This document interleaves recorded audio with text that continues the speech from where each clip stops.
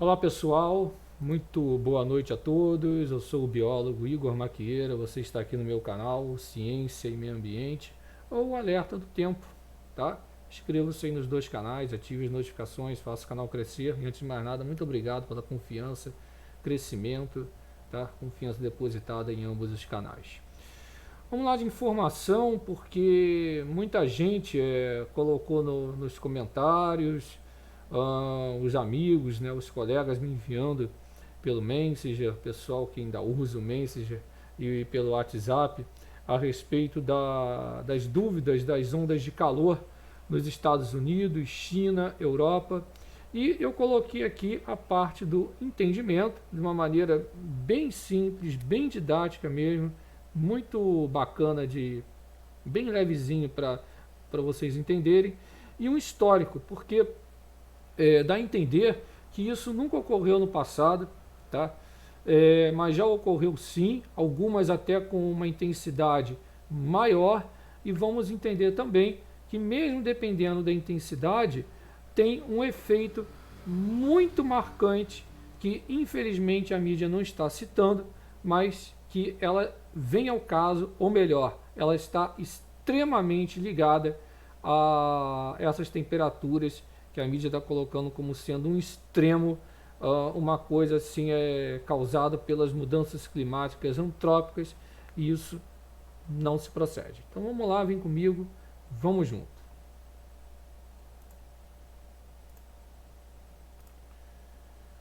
Então, antes de mais nada, né, citar aqui a oscilação ártica, que da mesma maneira da oscilação antártica, que eu canso de citar, perdão, aqui que afeta a América do Sul, o Brasil, né, com a parte dos ciclones, com a parte dos sistemas transientes, né, o que é isso? As frentes frias, as massas de ar polar, que afetam não só o Brasil, mas também pegam, afeta ali a Argentina, afeta o Paraguai, afeta o Uruguai e por aí vai. Né? A gente estava com um ciclone aí, massa de ar polar, um conjunto de fatores que propiciou inclusive aquela marca extremamente negativa na Argentina, né? Os menos 22 graus e alguns décimos, mas enfim, isso estou falando da oscilação antártica, tá?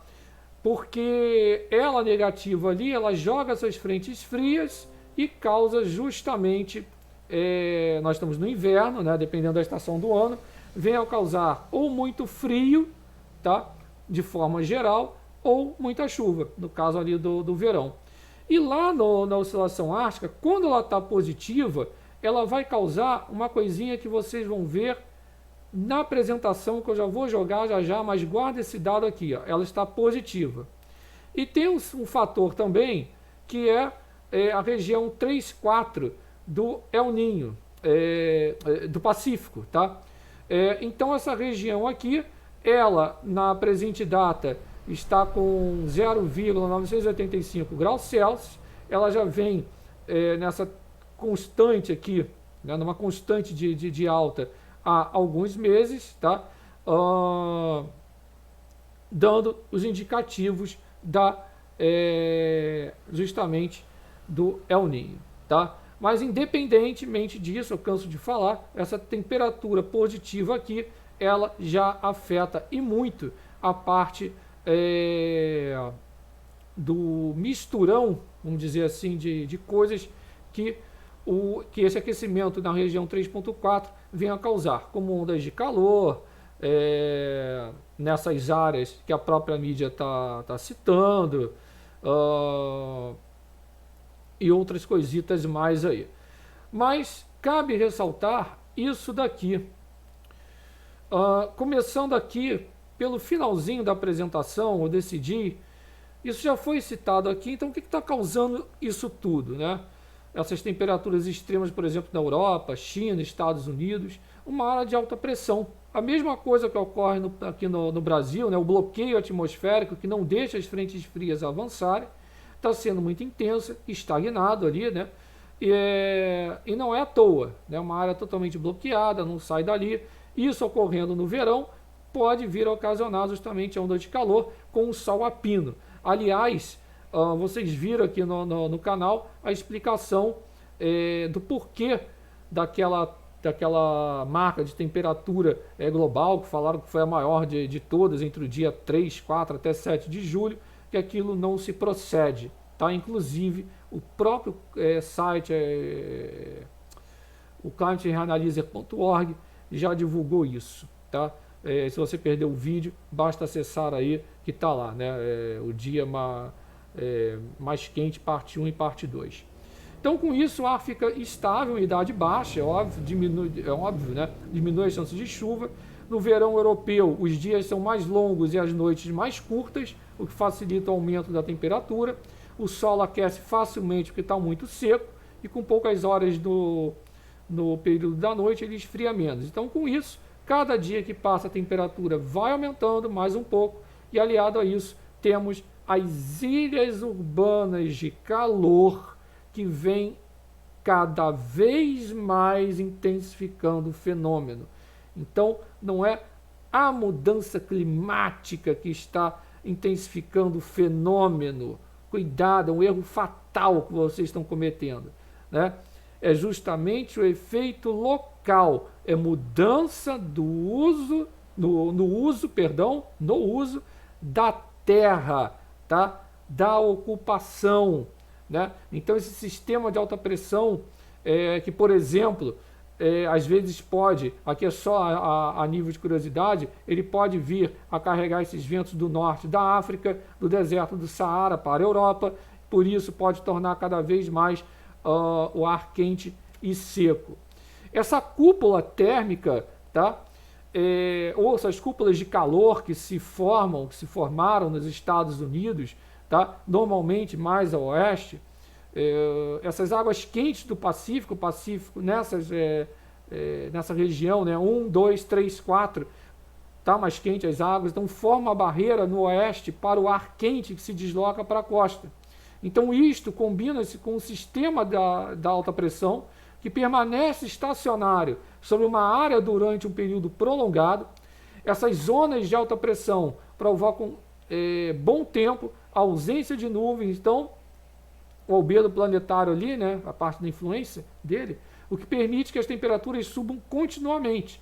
Então o ar quente sobe, reforçando ainda mais a rotação no ar, prendendo esse ar, didaticamente aqui. Então isso ocorre normalmente quando a corrente de jato, que já foi falada aqui nesse canal, se desloca para o norte, permitindo que a alta pressão domine, que é o que vocês estão vendo aí.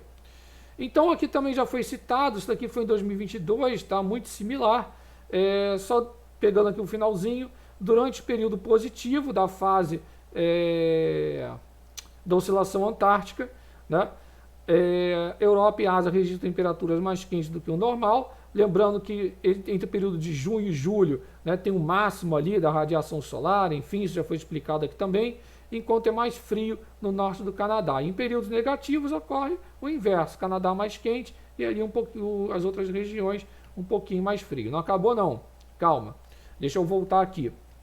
Mas a gente tem, tá, toda uma parte histórica de entendimento que assusta bastante, né? Por exemplo, pense que está quente agora, a Grã-Bretanha assou em 10 semanas de ondas de calor durante o verão de 76.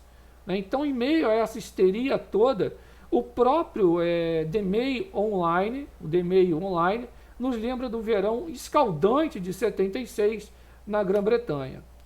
Os dados da Agência de Proteção Ambiental, etc., a EPA, lá do governo americano, né, de 1.066 estações meteorológicas nos Estados Unidos, mostraram um total de 863, ou 81%, relatando uma diminuição, os dados estão na sua tela, não sou eu que estou falando, basta acessar, uma diminuição, 81%, relatando uma diminuição ou nenhuma mudança no número de dias excepcionalmente quentes.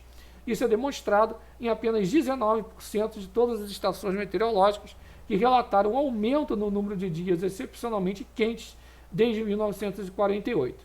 Muitas dessas estações que demonstraram isso, né, de 48 a 2020, estão e estavam localizadas no que foi demonstrado nesse canal também, em aeroportos, em locais mal situados, que criam esse viés de aquecimento, de calor, como relatado pelo estudo do Climate Realism, também lá do Earthland Institute, no ano passado, 2022, que foi endossado pelo governo também em 2009, agora eu não sei se foi, da Corrupt Climate Stations, né, a parte da corrupção das estações climatométricas, que não segue nem o mínimo de padrão que a NOAA determina para essas estações. Então, conforme relatado nesse estudo, grande parte do viés de calor ascendente ocorre na temperatura mínima durante a noite nessas estações, permitindo-lhes atingir altas temperaturas diurnas mais altas do que o esperado,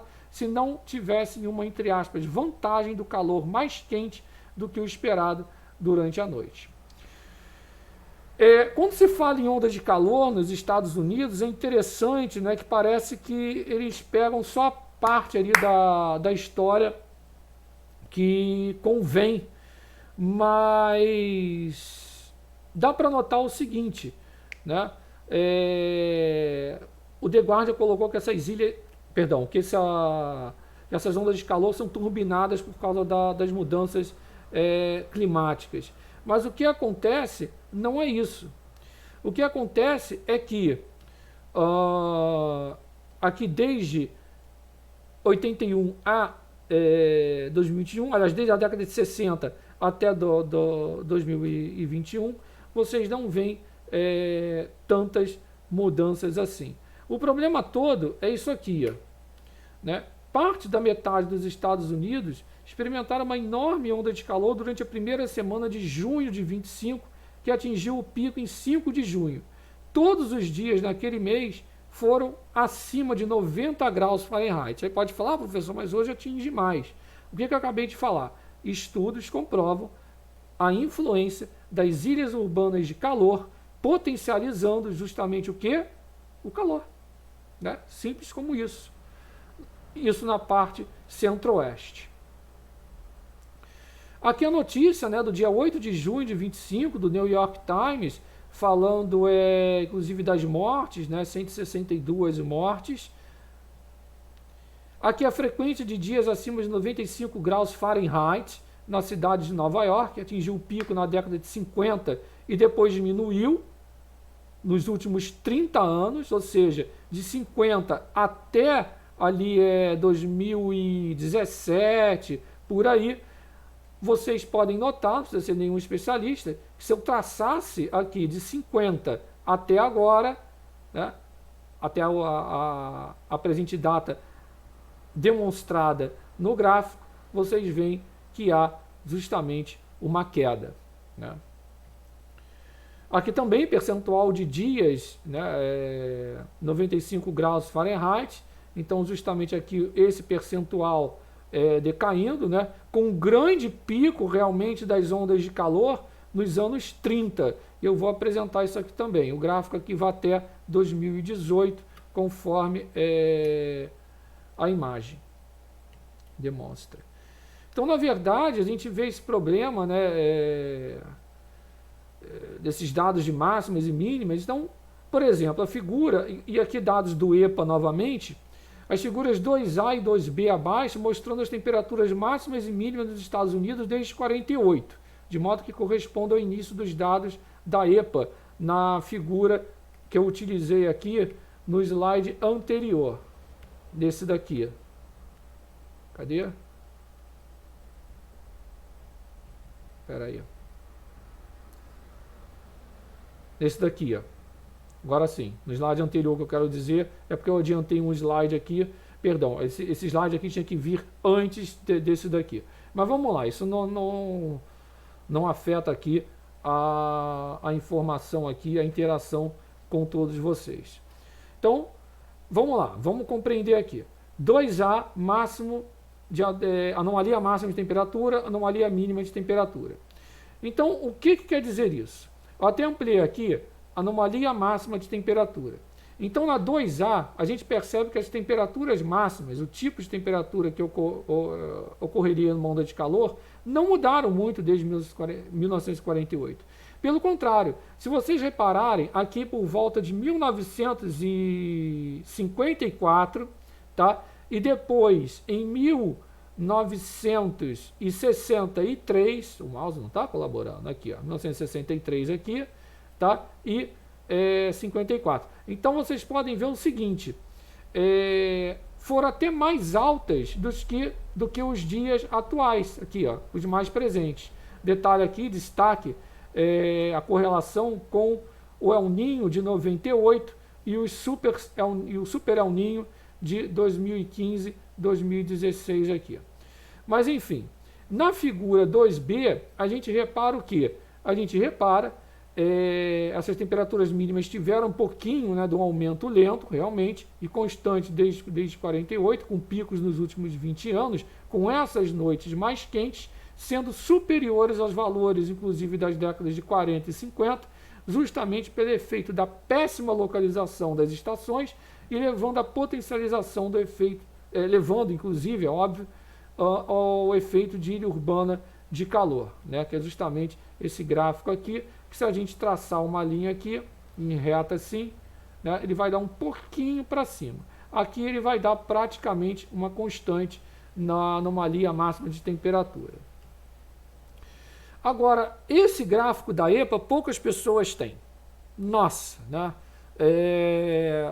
Ele mostra as ondas de calor foram muito, mas muito piores mesmo nos Estados Unidos na década de 30, bem antes da mudança climática antropogênica se tornar esse pontinho no radar da mídia. Quem diz isso? Eu? Não. Estou transpassando os dados justamente da EPA, né, da agência lá americana.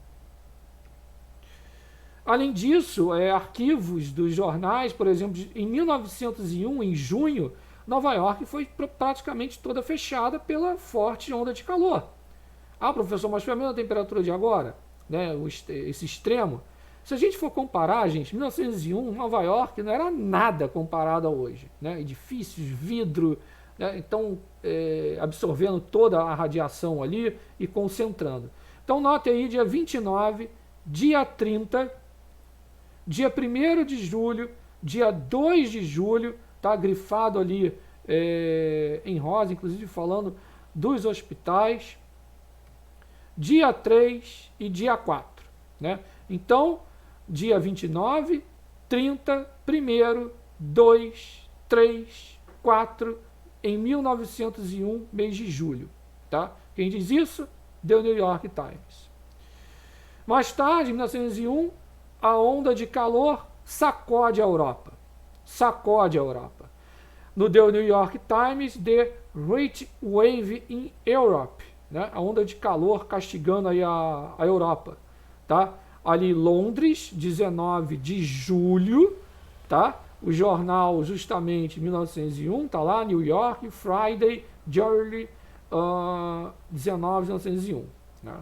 Tá ali o histórico. E é gozado porque quando vocês acessam esses jornais, eles parecem esquecer do próprio editorial que eles postaram. Isso me assombra um pouco também. Tá? E continuou em agosto, né? Aí dia 11 de agosto, né, de 1901, sem precedentes o calor na Itália, né? As vinhas murchas, pessoas forçadas a dormir no meio da rua, porque não tinha ventilador para todos, né? Sistema de ar-condicionado, os sistemas que geram conforto térmico para o ser humano, né? Que hoje são produzidos através dos combustíveis chamados fósseis, não tinha isso tudo na época, tá? Mas não para por aí. Em 1896, quando a gente volta um pouquinho mais, foram mais de 1.000 mortos em Nova York por causa de uma onda de calor. Nota aqui a temperatura, né, 109 graus Fahrenheit, esqueci de citar, na Itália, em 1901. Aqui, The Wellington Times, dia 18 de julho de 1896, falando também dos birds, né, os pássaros caindo mortos das árvores por causa da onda de calor atingindo Espanha, aí, Londres e etc. Aqui o The Incar and Commercial News, em 17 de julho de 1896, também colocando, enfatizando a onda de calor na Espanha. The New York Times de novo, né, em Zaragoza, em 23 de junho de 1935, também falando aí. Aqui The Observer, em 18 de julho de 1852, né, falando também de várias partes da Europa, como Paris, França, Itália, Netherlands, fala de 1718, fala aqui de 113 graus Fahrenheit, 110,7 e por aí vai. Então isso já ocorreu no passado, vai continuar a ocorrer, mas os seres humanos têm o conhecimento, né? A gente tem hoje uma gama de conhecimento que a gente tem que colocar o bom senso. Tá? Eu vejo certos jornalistas da Globo News que não entendem nada de climatologia, falando um bando de bobagens. Eu sou obrigado a falar isso, né? Porque não dá para tolerar isso. Tá? Basta fazer uma busca séria no editorial e vai descobrir justamente isso que eu estou apresentando aqui. Aqui o Shelby Country Herald, tá? No dia 21 de agosto de 1901, falando aqui, eles fizeram um histórico bacana nesse jornal de 1821, né, com mais de 200 mil pessoas mortas só na França por causa da onda de calor. Então a realidade, né, notem, isso aqui foi apresentado neste canal em 2017 e a história se repete agora em 2023. A realidade é que as ondas de calor estão diminuindo nos Estados Unidos e as mortes também não aumentando. E estão diminuindo devido ao conforto, devido ao conforto térmico por causa dos combustíveis fósseis. Por quê? Pense, né, as fábricas, a parte fabril toda ali, né, os ventiladores, plástico, metais, tudo isso passa por parte de metalurgia, né, os ar-condicionados, etc. Permite um conforto térmico, permite o quê? Que as pessoas fiquem numa melhor condição, tá? Mesmo os mais pobres. Coisa essa que não tinha, por exemplo, em 1901, que eu apresentei, em 1896, todos os anos foram apresentados aqui. Os dados, né, tá aí, science2017.globalchange.gov/chapter 6. Então vocês podem acessar e vão ver isso daí. Detalhe, mais uma vez lembrando você que é novo aqui no canal, muitos desses dados, né, que eu tenho salvo, infelizmente, lamentavelmente, a ciência das mudanças climáticas está retirando os dados que não convém. É inacreditável, mas infelizmente é a mais dura e patética realidade. Por isso que está tudo com os links aí. Aqui fala também Londres, né, 100 Fahrenheit de 1911. Tem mais aqui, ó, né, 100 graus também em Londres aqui, 1911. Paris, né, mais de 40 mil mortes, incluindo bebês, muitos bebês mortos, né?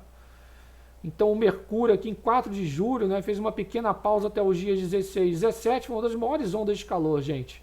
Antes de retornar ao vermelho até o dia 31, tá? Os telhados eram de zinco, né, a grande maioria. A fornalha tornou-se tão insuportável que o pessoal foi dormir na rua, como eu relatei, né, nas avenidas, em chamas. Os parisienses ali em barcos, etc., sombra. Então foi uma situação realmente muito desastrosa, né? As senhoras com aqueles vestidos longos, de leques. Na França, os aposentos de verão de 1911 foram 70 dias sem interrupção ali de onda de calor, né? Uma longa temporada de cozimento. Então o pessoal observando, melhor dizendo, o termômetro, né? A onda de calor de 1911 se estendeu até meados de setembro, tá? Causou 41.072 mortes na França, tá? Uma verdadeira carnificina, tá? Que atingiu um quarto dos idosos. Então quase todas as outras vítimas eram bebês com menos de 2 anos, os mais vulneráveis na escala social também, né? Eles estavam bebendo leite naquela época em garrafas, tá? Inclusive, para piorar tudo, uma epidemia de febre aftosa causou estragos nos rebanhos de gado, tá? Foi o ano marcado como chamado a Cruz Preta, tá? Escreveu o médico Lauer Wick em seu diário. A temperatura cai finalmente no dia 14 de setembro, né? Aí reproduzindo uma farmácia, né? Ainda por cima deu várias hecatombes aí. Nós temos históricos, gente, disso, tá? Então, a gente não pode negar esses históricos, tá? Então, sabemos que o verão de 1911 causou essas vítimas todas, tá? De longe, um dos piores anos, tá? Não chega nem ao perto de 2003, aí, 2023. 1947, poucas mortes. Fala aqui, inclusive, do trabalho de Emmanuel Leroy Ladurie, de uma terrível insolação em 1636. Tá, isso aqui são crônicas, né, que o pessoal... mas como é que tinha termômetro, não sei o que? O pessoal estava vivo na época, o pessoal escrevia. Né? Vocês têm que colocar isso na cabecinha de vocês. Tá? Quando eu falo de vocês, é da grande mídia, aí, do pessoal que parece que vive dentro de uma bolha. Né? E levou a 500 mil súditos do rei Luís XIII para a morte. Né? De acordo também com a monumental História Humana e Comparada do Clima, em 3 volumes de Feyerabend, os verões de 1718 e 1719 também permaneceram nos anais da história. Foram 700 mil mortes registradas numa região parisiense transformada praticamente num Saara, aparecendo até as famosas nuvens de gafanhoto. Então, onda de calor de 11 aí novamente, né? Os barcos na província de Harbour escorriam piche e começaram a entrar água, tá? A imagem que vocês estão vendo aí, né? O pessoal no parque aí, dormindo em Nova York. A onda de calor de 1911 aí, em milhares de locais, 130, 140 graus Fahrenheit no sol, as mães exaustas, bebês chorando, as pessoas no meio da rua, né? Alô Globo News, André Trigueiro, Gabeira, né? Pontual, cadê vocês para mostrar isso daqui? Né? O 1911 foi conhecido como a onda de calor, o Grande Lamento. Meninos lambendo gelo em Nova York, aqui, a foto é cortesia da Biblioteca do Congresso. Né? Acidente de trem, inclusive, porque as linhas ferroviárias ficaram tudo dobrado, milhares de descarrilhamentos. Então, talvez o excesso de velocidade também do trem ali da Federal Express, que transportava passageiros de Washington para Boston, às 3h30 do dia 11 de julho, o trem descarrilha e foi a tragédia. As pessoas curtiam as sessões de cinemas porque não dava conta de nada, completamente nuas, tá? Então os dados daí para reforçar. E quem fala, os eventos não estão constantes, lembrando do efeito da ilha de calor urbana. E vocês vão ver aqui 2 artigos, tá? Somente nesse canal apresentando do efeito da ilha de calor urbana ocasionando esses extremos de temperatura, porque justamente verão é mais quente, né? Então vem esses sistemas de alta e está causando isso não só na China, como vocês vão ver aqui, como em outros locais. Mas falar que isso é repetitivo agora e não no passado, vamos pegar um pouco ali de Londres, vamos lá. 10 de agosto de 1911, The Guardian, está no The Guardian, né? Não é achismo. Professor, mas 36,7 graus, 34, calma, o que eram essas cidades aí nessa época? Né? O que era o Rio de Janeiro, por exemplo, há 120 anos atrás? Né? Então, 10 de agosto de 1911, 13 de julho de 23, 19 de agosto de 32, 27 de julho de 33, 29 de junho de 57. Isso é seguido ou não? Né? Mas a China, esse site aqui é extremamente aximentista, apesar de explicar às vezes os fenômenos, o método meteorologia, mas eu sou muito imparcial. 52,2 graus na China. Aí, já citado nesse canal aqui, o Rian Maue observou com cautela os dois extremos. Né? Aqui em janeiro, justamente a oscilação ártica negativa, em julho positiva, né? Combinado com outros fatores aí, mas esse sendo um principal. Por quê? Porque a China, ela instalou, né, uma grande potência mundial, instalou centenas de novas estações meteorológicas em locais que não tinham medições. Então esse registro nesse local aí dos 52,2 já pode ter sido registrado. Aliás, coloco minha mão no fogo, já foi registrado, com certeza. Né? Mas não tinha estação ali para realizar a validação. Quem diz isso das ondas de calor? Estudos. Tá aí, ó. Estudo fresquinho aí, né, de 1980 a 2017, com base nas medições de mais de 2.000 estações meteorológicas, as ondas de calor noturnas duraram mais e ocorreram com mais frequência na primavera e no outono, dificultando, né, o resfriamento, etc. Em comparação com áreas rurais, as áreas urbanas mostraram maior frequência, intensidade e duração das ondas de calor noturnas. Né? Imagina, diurnas. A urbanização foi responsável por quase 50% da duração estendida e quase 40% do aumento da intensidade e frequência das ondas de calor noturnas nas áreas urbanas em relação às áreas rurais. Ora, se